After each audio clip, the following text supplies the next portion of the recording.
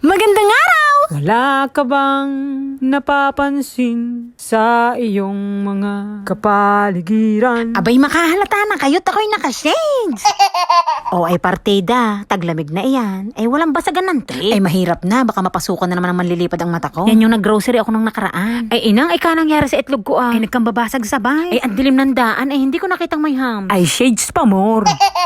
O, didisgrasya lahat ng pinamili ko. Ay inang, ay nagkayat ang itlog. Yung gusto mo na magpahinga kasi may pasok ka pa kinabukasan. Ay magbabanlaw pa ako na rin. Ay pagpipilian ko pa aring mga itlog kung alin pa ang pwedeng maisave. O yung may mga crack na. Ay tutuluyan ng i-scramble sa almusal. Ay ang sabi kasi maghahanap lang ng pulang dahon. Remembrance lang ba sa unang autumn ng Hokkaido? O di ari nga, memorable. Pero hindi naman talaga yun dahil sa shades ko ha. Hindi lang siguro talaga maayos yung patas ko sa bahay. Ay gawa ng ari may mga katabing ice cream, tas pinatungan ko parang tissue. Ay antay at may kalahating natira, ibubukod ko. Tas aring may mga bitak, ay itatabi ko at lulutuin ko bukas. Oh, ay masaya na ulit, pero pagod na. Ang lakas ng hangin! Inang! Ko kinakute mo yan. Kung aray may ulan, bagyo.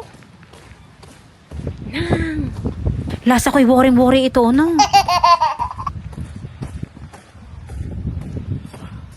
Oh, ganyan naman nagwo-worry, inaanto. Ay, buti nila ang palay. Ako'y nagpilit lumabas kahapon. O di pag uwi, kukuya ko'y nalaan sa bahay. Aba, rest day ko bukas. Timo, pagkakasagaling ng panahon din eh. O umpisahan ka sa mainit na panahon. Tas unti-unti, paulan-ulan. Akala mo yung lamig, dala lamang ng ulan, ano? Tas hindi mo namamalayan, wala na pala yung ulan. Pero yung lamig, naiwan. Marirealize mo na lang, ay, pa-winter na pala. Pero bago mapuno ng mga yelo ang puno, lalagasin mo na yung mga dahon ng autumn. Nakaka-amaze ang nature, ano? Pero naisip ko, ang swerte ng Pilipinas sa pagkakaroon ng dalawang klase lang ng panahon. Gawa ng magastos at mahirap ang may winter. Kung maaksaya ang paggamit ng aircon, ay mas maaksaya ang paggamit ng heater. Tapos kailangan mo pang mumuhunan sa mga makakapal na damit. Sa mga pananim naman, hanggat patuloy na nabunga at hindi nalalanta ang mga pananim mo, go! Pero sa lugar na kung saan may 4 season, minsan kahit hindi mo pa napapakinabangan yung tanim mo, pag naabutan ng panibagong season at namali ka ng schedule ng pagtatanim, inang kailangan mo nang sirain. Kung iisipin dapat Pilipinas ang mayaman. Tayo na ang nabiyayaan ng magandang panahon. Kumpara sa Japan, ang Pilipinas ay maraming kapatagan, sagana sa likas na yaman, at maraming mga namamangha sa ating karagatan. Ay parang papunta nito sa sining agrikultura at iba pa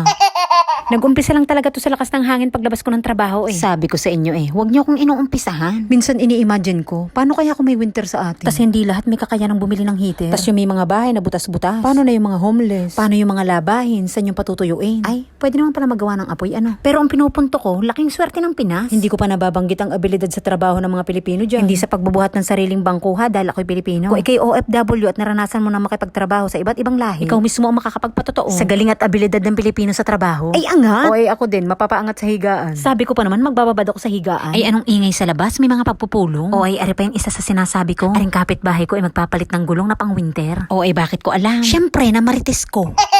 Ay, maigi na rin ako ginising ng mga are. Nang makapagluto na lang ng maiuulam. O ay, dito ulit tayo sa walang kamatayang sinigang. Ay, gaya nga ng sinabi ko, ang luto ang mag-a-adjust. Depende sa kung anong gulay ang available sa ref. O ay, dahil nilamon na ng gulay yung karne, ahon-ahon mo nang makita. Yan naman, ipalalamigin ko lang din at itatago ko sa ref. Gawa nang yan ang ulam ko kapag may trabaho. Kapag kanan din naman sa bahay, are, carbonara. Oo, carbonara. Ay, ako'y nag-grills na red, may pasyente ko no. Wala man lamang tumamang are carbonara. Ay, pansit canton daw at rami. Ay, nakakasama naman ang loob. Ay, proud na proud pa naman ako sa padali kong yan. Pero at least, malalapit sa noodles. Mas masakit yata sa loob kung ari napagkamalan yung sinangaw.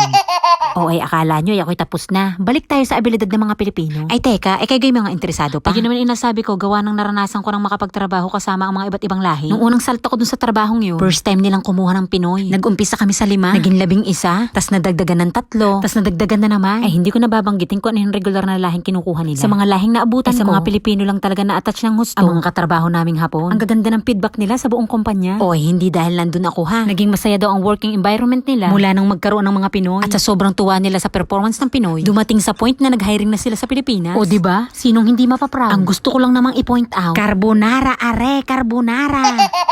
Ay siya, dyan na kayo.